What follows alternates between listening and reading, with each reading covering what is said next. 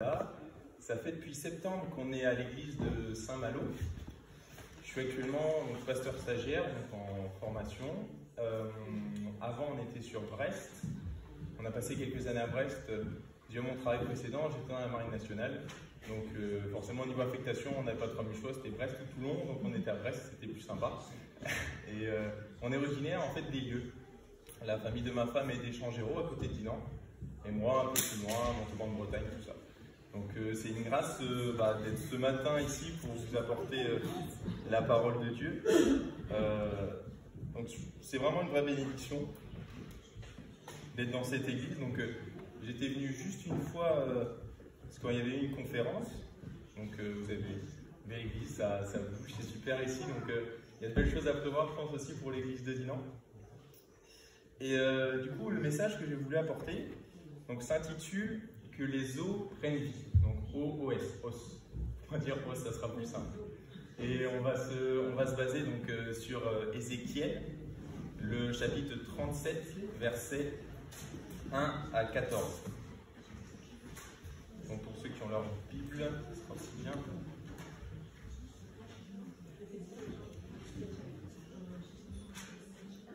Alors, la main de l'Éternel reposait sur moi, et l'Éternel m'a transporté par son esprit pour me déposer au milieu de la vallée. Celle-ci était remplie d'ossements. Il m'a fait passer près d'eux, tout autour. J'ai constaté qu'ils étaient très nombreux sur le sol de la vallée et qu'ils étaient complètement secs. Il m'a dit, « Fils de l'homme, ces eaux pourront-ils revivre ?» J'ai répondu, « Seigneur Éternel, c'est toi qui le sais. » Puis il m'a dit, « Prophétise sur ces eaux. Tu leur annonceras, ossements desséchés, écoutez la parole de l'Éternel. Voici ce que dit le Seigneur, l'Éternel à ses eaux. Je vais faire entrer un esprit en vous, et vous vivrez. Je vous donnerai des nerfs, je ferai pousser sur vous de la chair, je vous recouvrirai de l'eau, je mettrai un esprit en vous, et vous vivrez. Vous reconnaîtrez alors que je suis l'Éternel. J'ai prophétisé conformément à l'ordre que j'avais reçu. Alors que je prophétisais, il y a eu un bruit. Un mouvement s'est produit, et les os se sont rapprochés les uns des autres. J'ai regardé, et j'ai vu qu'il leur apparaissait des nerfs. La chair a commencé à pousser, et la peau les a recouverts en ongles. Il n'y avait pas d'esprit en eux. Il m'a dit, prophétise à l'intention de l'esprit. Prophétise, fils de l'homme. Tu annonceras à l'esprit, voici ce que dit le Seigneur, l'Éternel. Esprit vient des quatre vents, souffle sur ces morts, et qu'ils revivent. J'ai prophétisé conformément à l'ordre qu'il m'avait donné. Alors l'esprit est entré en eux, et ils ont repris. Puis ils se sont tenus sur leurs pieds. C'était une armée nombreuse, très nombreuse. Il m'a dit, fils de l'homme, ces ossements, c'est toute la communauté d'Israël. Ils affirment, nos os ont desséché, notre espérance est détruite, nous sommes anéantis. C'est pourquoi prophétise. Tu leur annonceras, voici ce que dit le Seigneur l'Éternel. Je vais ouvrir vos tombes, et que j'en ferai sortir. Vous qui êtes mon peuple, et je vous ramènerai sur le territoire d'Israël. Vous reconnaîtrez que je suis l'Éternel lorsque j'ouvrirai vos tombes et vous en ferai sortir, vous qui êtes mon peuple. Je mettrai mon esprit en vous, vous vivrez, et je vous donnerai du repos sur votre territoire. Vous reconnaîtrez alors que moi, l'Éternel, j'ai parlé et agi, déclare l'Éternel. J'ai essayé de m'imaginer plusieurs fois cette situation de cette vallée remplie d'ossements qui sont visiblement méconnaissables. On parle plus de squelette, on parle d'ossements desséchés. Et c'est frappant aussi de voir en fait que cette analogie, c'est par rapport à la communauté d'Israël. Ça représentait la mort en fait de la communauté d'Israël. Et je vais remettre un peu dans le contexte de Ézéchiel à ce moment-là. Donc Ézéchiel était un prophète. Il était issu d'une famille de prêtres, donc de ceux qui officient au temple. Il a été déporté à Babylone, donc il faisait partie des Hébreux qui ont été déportés donc, de Juda à Babylone. Dans les environs, on note à peu près 597 avant Jésus-Christ. Le livre rédigé par Ézéchiel, en fait, c'est un encouragement aussi, mais une préparation pour tous les déportés d'Israël, afin de les préparer aux événements difficiles qui vont arriver par la suite.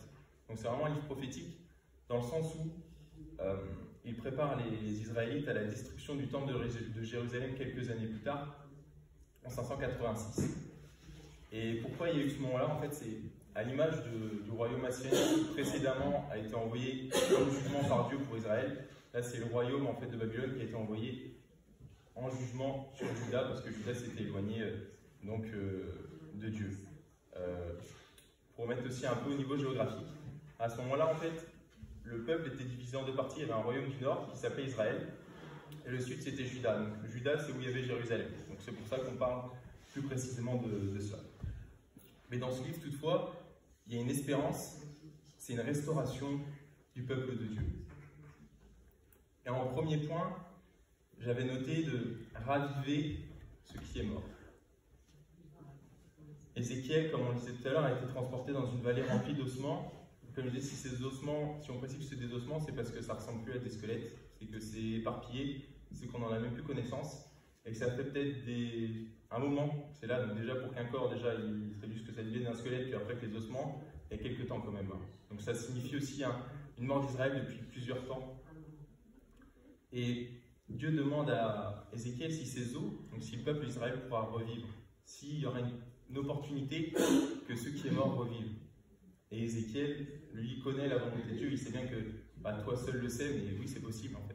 C'est possible parce que Dieu seul est capable de faire ces choses-là. On peut le voir encore plus quand on précise dans le verset 4, mais puis il m'a dit, prophétise sur ces eaux, tu leur annonceras, ossements desséchés, écoutez la parole de l'Éternel, voici ce que dit le Seigneur, l'Éternel à ces eaux. Je vais faire entrer un esprit en vous et vous vivrez. Alors à ceux qui ont leur Bible, j'aimerais vous poser cette question. Qu'est-ce que doivent faire les ossements pour revivre?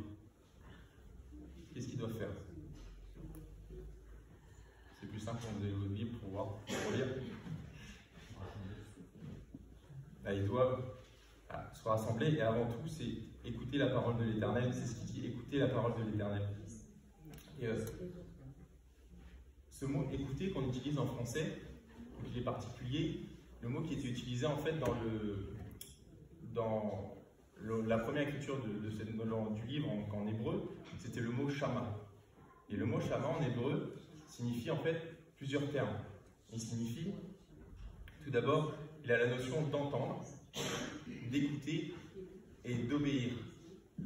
Ça veut dire que on pourrait traduire ce verset par ossements desséchés, entendez, écoutez, obéissez à la parole de l'Éternel. En fait, ce qu'on voit, c'est que ce mot écouter, que nous on traduit par écouter, avait une importance encore plus importante aux yeux des Israélites, dans le sens où ça voulait dire, vous entendez, on entend, ok, écoutez, ça veut dire qu'on porte attention, mais obéissez à cette parole afin de pouvoir revivre. Le fait d'écouter, le fait d'entendre, c'est important, mais si on n'obéit pas, si on n'applique pas ce que Dieu nous demande, il n'y a pas de fruit derrière, en fait, ça ne sert à rien. Ça n'aura pas d'objectif derrière. Je crois que ces ossements, comme il est dit, représentaient Israël. Mais aujourd'hui, c'est très bien qu'Olivier, du coup, en a parlé avant, mais aujourd'hui, le peuple de Dieu, c'est l'Église. Et ça peut représenter aussi l'Église aujourd'hui. Aujourd'hui, dans certains pays, et présentement en France, on va en parler, l'Église est comme exilée dans le sens où, donc je parle ici de l'Église universelle, donc de tous les croyants qui ont mis leur vie entre les mains du Seigneur, toutes dénominations confondues. Elle est comme exilée parce que le peuple y est comme mort. On voit des vestiges d'une ancienne présence. On voit de nombreuses églises catholiques qui sont complètement vides. On voit encore une moralité qui existe encore mais qui se dissipe petit à petit.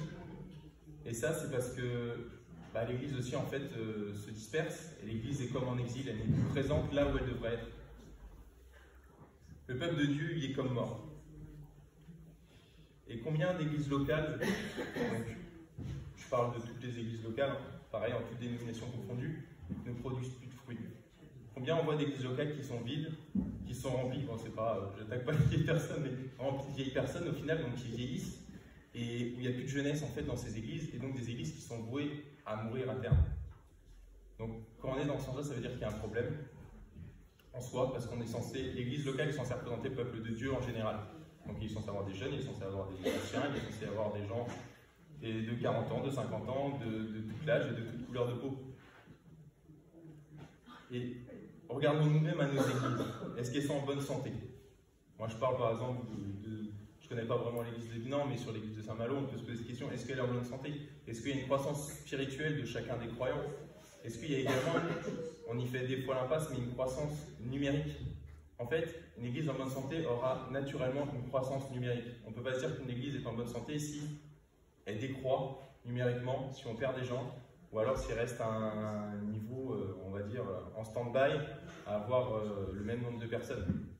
Si l'église ne croît pas numériquement, ça veut dire qu'il y a un problème, que la parole n'est pas apportée suffisamment à l'extérieur, qu'il y a peut-être même un problème de moralité, etc. Et donc il y a une importance à qu'il y ait une croissance aussi numérique. Donc, petit aparté, quand je parle de croissance numérique, c'est pas remplir l'église d'un croyant. C'est bien de personnes qui sont converties, qui sont données leur vie au Seigneur, parce qu'on pourrait très bien remplir l'église en faisant des fêtes, des super chants, il y a tout le monde qui remplirait, mais il n'y a pas d'utilité pour le peuple de Dieu derrière. Donc entre nous, je parle vraiment de personnes qui suivent le Seigneur, donc de vraies conversions. Également, regardez à la moralité des croyants.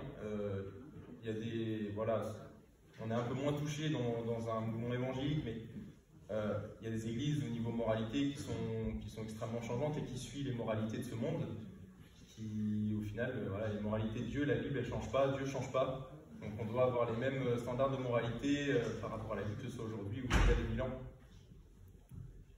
Et l'influence qu'on a également dans nos villes. Certes, l'église locale ne pourra jamais être parfaite, on n'est pas appelé à être parfait, l'église sera parfaite quand le Seigneur sera revenu, on doit tendre à se rapprocher de cette perfection et donc travailler chacun personnellement mais aussi en équipe dans l'église à augmenter notre niveau en fait de moralité, notre niveau spirituel, de croissance spirituelle chacun. On ne peut pas rester à un niveau où on se nourrit seulement de lait, mais on a besoin de nourriture solide également. Alors, comment arriver l'église qui s'assèche, pardon. Donc d'abord, comme on l'a dit tout à l'heure, Shama, la parole de l'Éternel. Ça veut dire entendre, écouter, appliquer ce que Dieu nous demande individuellement, mais ce que Dieu nous demande également à l'Église. Même si des fois ça peut être difficile, il faut le faire, parce que si on ne fait pas la volonté de Dieu, dans tous les cas, l'Église ne pourra pas croître comme elle devra. Prendre conscience tout d'abord de son assèchement. Qu'on prenne conscience des problèmes qu'on puisse avoir. Par exemple, je ne sais pas si on a un problème dans l'évangélisation, un problème, d'en prendre conscience et fait les résolutions, que ce soit dans un couple, que ce soit dans une vie, quoi que ce soit, on arrive à les résoudre à partir du moment où aussi on en prend conscience, on cherche la racine du problème. Si on ne cherche pas de racine au problème, si on ne décide pas de prendre conscience, si on décide de fermer les yeux, on n'arrivera jamais à résoudre les soucis. Donc c'est extrêmement important de prendre conscience de là où on est, aussi de tout ce qu'on doit faire aussi pour s'améliorer, parce que certes on n'est pas parfait, mais on doit chercher à s'améliorer, chacun individuellement, revêtir ce que Dieu nous donne, et aussi laisser l'Esprit nous donner vie. C'est ce que on voit, donc c'est ce que Ézéchiel dit, c'est qu'on voit, au bout d'un moment il y a la chair qui est mise, les nerfs qui sont mis sur les corps, mais tant qu'il n'y a pas l'Esprit de Dieu qui est rentré dans ces corps sont morts. Et si l'Église n'est pas dirigée par l'Esprit de Dieu, si on n'a pas une place, si on ne se dit pas que même nous-mêmes, on se laisse diriger par l'Esprit, on ne sera pas fertile. Et c'est merveilleux de voir aussi que cette image, en fait, que Dieu utilise, c'est la même que pour le processus qui mène au salut. Jésus, par son sacrifice, permet à toute personne d'être sauvée d'abord en écoutant la parole de Dieu, donc que ce soit par quelqu'un qui lui apporte.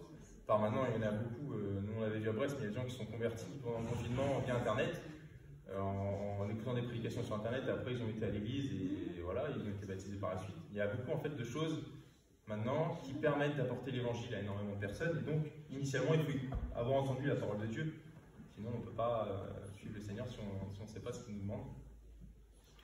Prendre conscience de son péché, de sa mort spirituelle, se repentir, s'équiper de la volonté de Dieu, et enfin renaître de nouveau. Donc Jésus est le seul, Dieu est le seul à pouvoir permettre que ce qui est mort puisse revivre. Et ça représente en fait le ministère, ce qu'on appelle le ministère interne de l'Église. C'est le but en fait à quoi doit croître l'Église dans son intérieur. Alors mon deuxième point, c'est sur ne pas rester enfermé. Alors que ce soit à titre individuel ou au titre de l'Église, si malgré tout ce qu'on a vu précédemment, si on a une vie de foi avec le Seigneur, si on passe du temps à la prière, si on lit la parole chaque jour, tout ça, mais que derrière, on n'a pas de relation avec l'extérieur, dans la relation, je parle d'échanger avec des inconvertis, tout ça, on passe à côté de quelque chose en fait. Moi, au début de ma conversion, pour témoigner, j'étais dans le fait de... j'avais peur d'être influencé par des gens de l'extérieur, et du coup, j'ai coupé toute relation avec des inconvertis. Alors, ça n'a pas été... Je me suis entouré que de chrétiens, mais en fait, dans le sens où je ne témoignais pas à l'extérieur, donc pour produire du fruit, c'est un peu compliqué. La plupart des conversions qui se font aujourd'hui, ils se font en fait dans un cercle amical, un cercle familial. Si on n'a pas de lien avec des inconvertis, que ce soit de notre famille ou même dans le lieu de travail, en leur parlant du Seigneur, je ne parle pas de partager forcément leur vision, mais justement leur dire voilà, moi, ma moralité, mon sens de vie, c'est ça, et on n'amènera pas des gens à marcher avec le Seigneur. Si on reste enfermé comme des Amish sur notre terrain et qu'on ne va pas vers l'extérieur, on ne produira pas de fruits et on passe à côté de quelque chose en fait. On passe à côté du but de l'Église. Nous devons sortir de nos tombes parce qu'on peut être chrétien et comme je disais tout à l'heure, faire la volonté du Seigneur, mais si on ne sort pas, si on n'apporte pas l'évangile aux autres, on n'atteint pas le but que Dieu veut pour nous. On peut lire plusieurs passages dans la parole qui soutiennent ce point, mais dans l'évangile de Matthieu, au chapitre 28, verset 19, « Allez donc, faites de toutes les nations des disciples, baptisez-les au nom du Père, du Fils et du Saint-Esprit. » Encore Matthieu 9, verset 37 à 38, « Alors il dit à ses disciples, la moisson est grande, mais il y a peu d'ouvriers. Priez donc le maître de la moisson d'envoyer des ouvriers dans sa moisson. » Et je fais un petit aparté avec ça. Il y a besoin d'ouvriers pour la moisson. Donc c'est chacun particulièrement qui pourra amener des âmes au Christ. Mais aussi pour ceux peut-être qui ont reçu ici un appel du Seigneur pour faire quelque chose, un ministère, quoi que ce soit. Même si des fois c'est pas compliqué, il faut marcher dedans, en fait, dans la direction que Dieu veut. Et même si c'est pas conforme à ce que le monde peut vouloir pour nous, même si c'est pas conforme à ce que notre famille peut vouloir pour nous, quand Dieu nous appelle à faire quelque chose, il nous équipera. Et Dieu, des fois, il nous appelle à faire des choses qui sont plus grandes que nous. Quand Moïse a été appelé à libérer le peuple d'Égypte, c'était bien plus grand que ce que lui pouvait faire. Mais il l'a fait parce que Dieu l'a équipé. Alors, on peut avoir des craintes. Moi, quand Dieu m'a appelé, j'ai eu des craintes. J'étais pas à l'aise. Mais je dis, Seigneur, si c'est ta volonté, que je fasse ta volonté. Et puis c'est tout. Et il y aura peut-être des moments difficiles, mais je sais que tu seras là parce que tu ne laisseras pas une personne aller dans le but que tu veux sans rien. Si Dieu veut nous amener un objectif, il donnera tout ce qu'il faut pour y aller. À nous de nous soumettre aussi à sa volonté. On peut prendre aussi l'épître de Pierre, le deuxième épître de Pierre, chapitre 3, verset 9. Le Seigneur ne tarde pas dans l'accomplissement de la promesse, comme certains le pensent, au contraire. Il fait preuve de patience envers nous, ne voulant qu'aucun ne périsse, mais que tous parviennent à la repentance. Et on a une chance folle en fait, c'est que Dieu nous permet encore de pouvoir cueillir des âmes. C'est que s'il nous donne encore ce temps, s'il n'est pas aussi revenu, c'est parce qu'il attend que le maximum soit sauvé. C'est ça le but. Jésus n'est pas venu pour me sauver moi, chacun de vous ici présent, il est venu pour sauver tout le monde. Et personne ne pourrait être sauvé si on ne lui apporte pas l'évangile, si on n'apporte pas la parole de Dieu. Après, ça importe à chacun de faire son choix. Mais nous, on doit aussi charger de ce fardeau de se dire, moi j'ai fait ce à quoi tu m'appelais, j'ai apporté la parole à cette personne, si elle ne veut pas y croire, je ne peux pas la forcer. C'est le choix personnel de chacun. Mais on doit marcher chaque jour dans cette volonté, je parle pour moi également, parce que des fois je peux avoir du mal avec ça, suivant les personnes, etc. Mais d'apporter cet évangile. Et on va en parler un peu plus après sur comment on peut l'apporter, mais c'est super important. Donc sans cet objectif, l'Église ne peut s'accroître numériquement, ni même gagner du terrain où les ténèbres dominent. Et mon but aussi, c'est de faire en fait chasser les ténèbres. Les ténèbres, en fait, ça n'existe pas en soi. Les ténèbres, c'est une absence de lumière. Et là où est la lumière, là où est la lumière, il n'y a pas de ténèbres. Et c'est aussi un petit témoignage quand on était à Brest précédemment. Donc j'étais responsable du pôle maraude de notre église. Donc on sortait toutes les semaines auprès des SDF. Et notre but, en fait, notre leitmotiv, c'était que la lumière brille dans toutes les rues de Brest. C'est d'y aller et d'apporter l'évangile à toutes ces personnes, même si elles étaient dans des moments difficiles, de l'apporter. Afin que les ténèbres, en fait, soient chassées, c'est la lumière qui progresse. Et avec beaucoup de travail, avec beaucoup de la présence de Dieu, ça a apporté du fruit. Avec des personnes qui étaient dans la rue, il y a eu des conversions, il y a des hommes qui sont donnés au Seigneur, il y a eu des guérisons, il y a eu des choses merveilleuses qui ont été faites.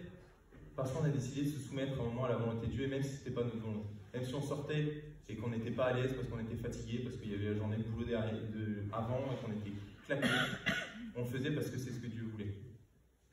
Et j'ai une facilité à faire ça, mais des fois dans mon milieu du travail, c'est assez compliqué pour moi des fois de témoigner parce que j'ai pas tellement de temps avec mes collègues et souvent c'est compliqué. Donc ce que je vous apporte, je l'apporte pour moi aussi. Hein. Je prêche pour moi aussi. Hein. On peut lire un passage aussi dans Matthieu chapitre 5, donc celui-ci un peu plus long, versets 13 à 16. Vous êtes le sel de la terre, mais si le sel perd sa saveur, avec quoi la lui rendra-t-on? Il ne sert plus qu'à être jeté dehors et piétiné par les hommes.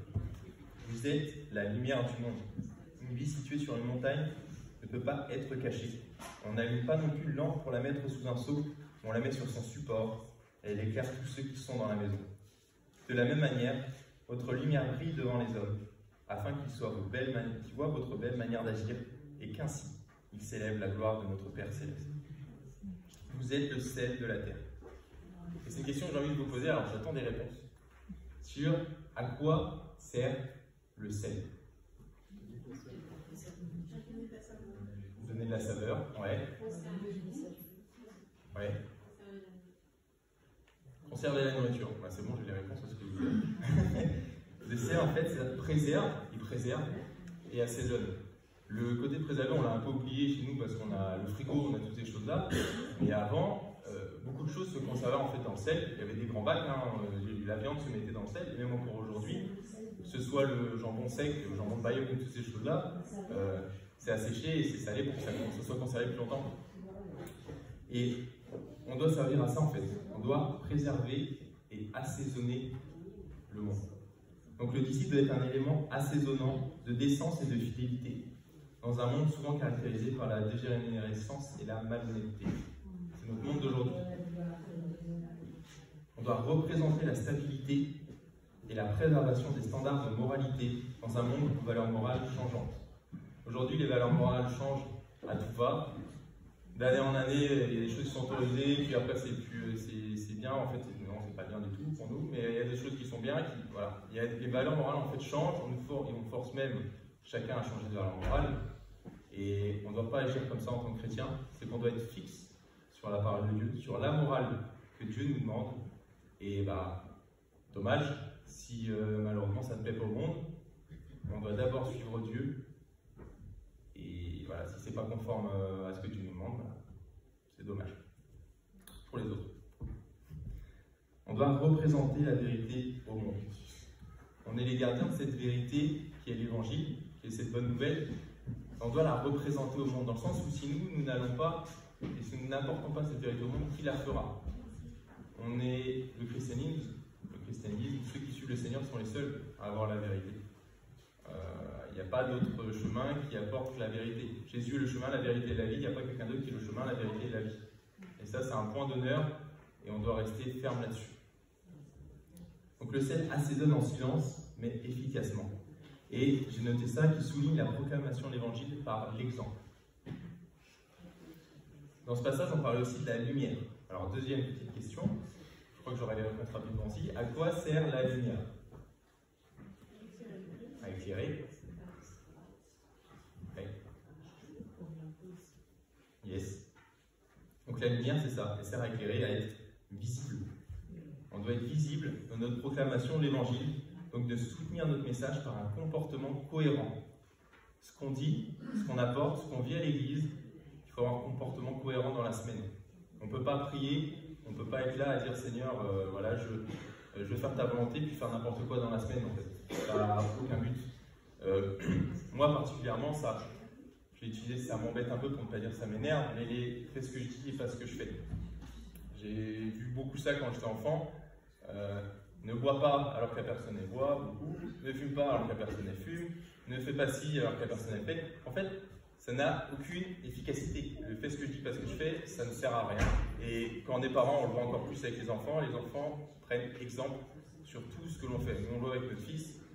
Le moindre petit mot, si on dit un mot qui n'est pas bien, il va le capter, puis il va le ressortir après, puis on va se dire, on n'aurait pas dû dire ça. Et on prend exemple. et c'est ce qui est le plus important.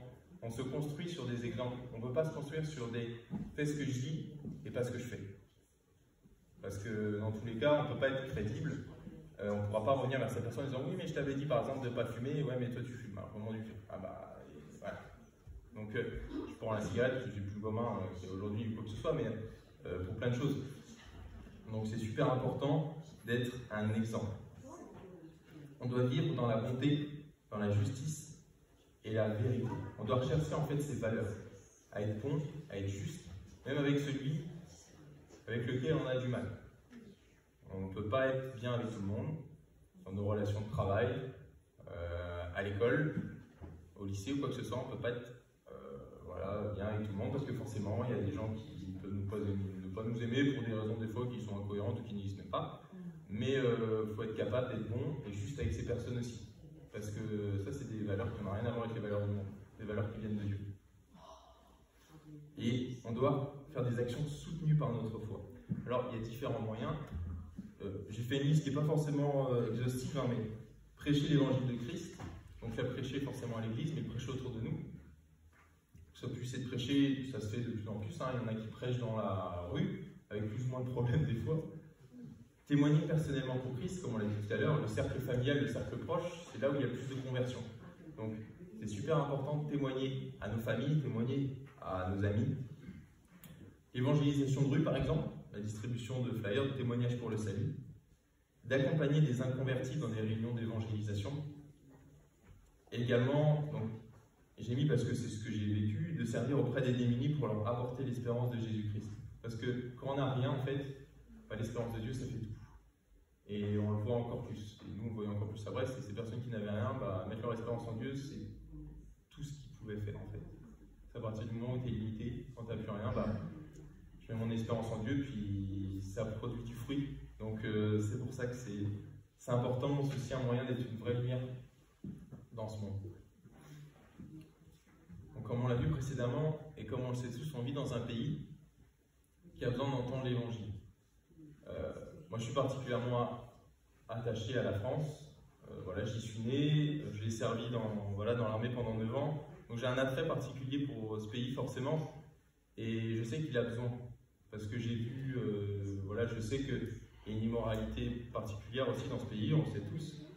Et qu'on voit que c'est un paradoxe pour ce pays qui a des dizaines, des centaines d'années à envoyer des missionnaires dans le monde et qui aujourd'hui se retrouve à recevoir des missionnaires du monde. Est-ce qu'on ne connaît pas des missionnaires américains qui sont en France, des missionnaires africains qui sont en France? Est-ce que ce n'était pas notre pays qui avant envoyait des missionnaires?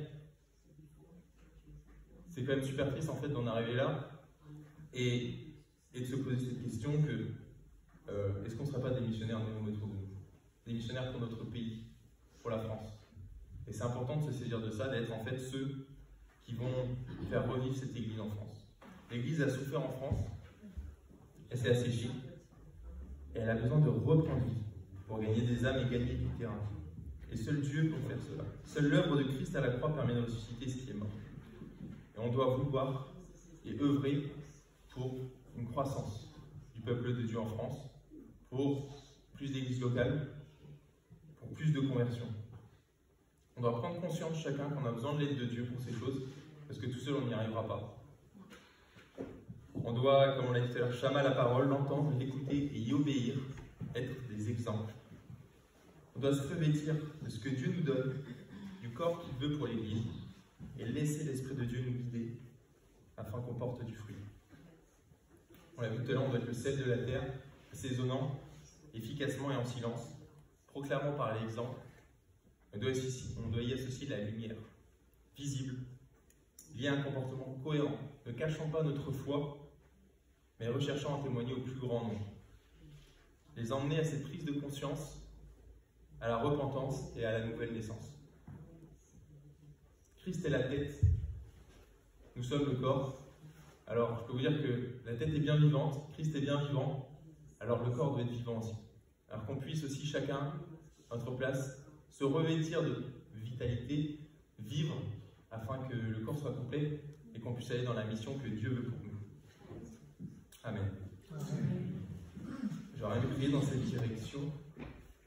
Seigneur Dieu, tu sais que chacun dans nos vies, mais aussi dans nos églises, voilà, on fait des choses pour toi. On a cette volonté vraiment, Seigneur, de marcher dans ta volonté, de marcher, Seigneur, dans ce que tu veux pour nous. Je sais, Seigneur, que voilà, des fois, on peut omettre certaines choses, mais ce n'est pas forcément notre propre volonté, c'est parce qu'il y a des choses de ce monde, il y a le travail, il y a des choses, voilà, des fois qui occultent la direction qu'on devrait prendre. Mais Seigneur, que ce soit toi qui prennes, Seigneur, toute la place dans nos cœurs, afin de nous diriger, afin, Seigneur, de prendre le gouvernail, Seigneur mon Dieu, de la direction où on doit aller. Souffle, Seigneur, dans nos voiles, afin qu'on puisse aller vers la direction que tu veux pour nous. Individuellement, mais aussi collectivement dans l'Église, Seigneur Jésus. Alors que tu puisses bénir aussi, je prie pour cette Église de Dinan, Seigneur, que tu bénisses chacun de tes enfants dans cette Église.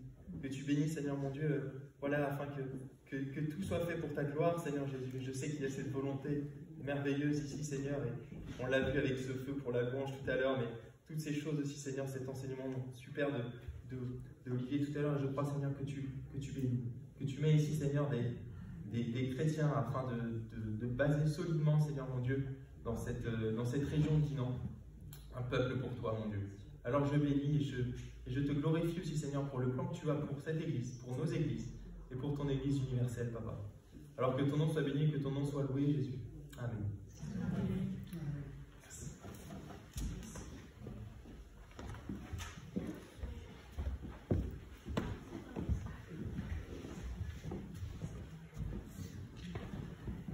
Merci Kevin pour ce temps de partage. Nous allons terminer avec un chant